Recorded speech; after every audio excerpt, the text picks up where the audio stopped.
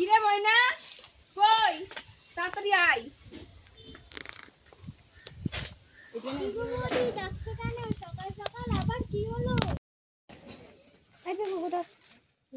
তোর ছেলে আমার পেয়ারা গাছের ডাল ভেঙে দিয়েছে, ডাল তাকে শিগগিরি। কি যে বলো, ছেলে আমার বড্ড ভালো, শুধু কাজ করে। সকাল সকাল ভালো মাথায় তুলে রেখেছো কেন?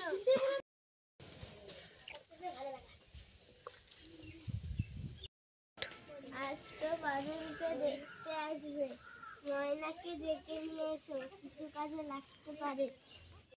বাবা মুন্না, সকাল সকাল রেডিওটা অন করলি কেন?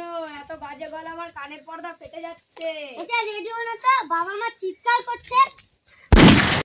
যা সারাদিন না পড়ে খেলে বেড়াস কেন? যা পড়তে বস গে। আমি আর ভাই সবাই ঘুমালে পড়তে বসি। কই, কাল তো আমি জেগেই ছিলাম। বললাম বাবা সবাই ঘুমিয়ে গেলে আমরা পড়তে বসি, কাল তুমি জেগেছিলে বলে আমরা পড়তে বসিনি। ওই এই মুন্না চল খেলতে চা, আজকে বিমর্ষ দেখাচ্ছে কেন? এই যে পড়া করতে বলছে, এটাই তো আমার বিমর্ষের কারণ। মুন্না চল, আজ আমরা সেই জমিদার বাবুর বাগানের থেকে আম পেড়ে আনি। বলতে পারি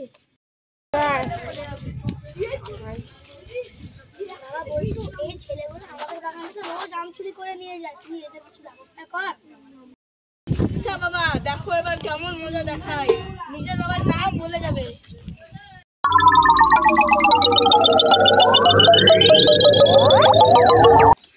বন্ধু, আজ মাঠের পর 3টে ছেলেকে শাস্তি করতে হবে।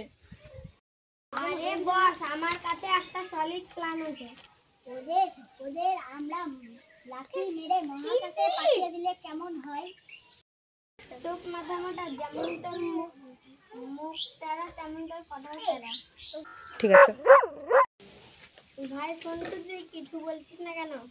ওই আর কি, যাদের আইসটা করতে দিয়েছিলাম তাদের মধ্যে আমার ভাই পিকুও আছে।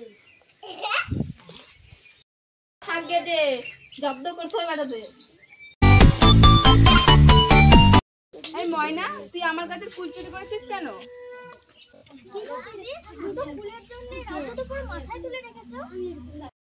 ও বাবা লো, গাছ লাগাবো আমি, গাছে জল দিব আমি, আর গাছের ফুল তুলবে পাশের বাড়ির লোক। ঘাট হয়েছে দিদি, তোমার গাছের ফুল আমি আর হাত দেব। হ্যাঁ দিবি না। আর আমার গাছের আম আমরা তোমার শাশুড়ি মিলে তো খাও। তুমি আমাকে খাওয়ার কথা দিচ্ছ? তা কখন কইলাম? আমি আর জল খাবো। এই তো বললে আমাদেরকে আম কেনার টাকায় তোমাদের আম চুরি করে খাবো। বাবা, এইটুকু মেয়ের মুখে কথা ফুটছে খয়ের মতো।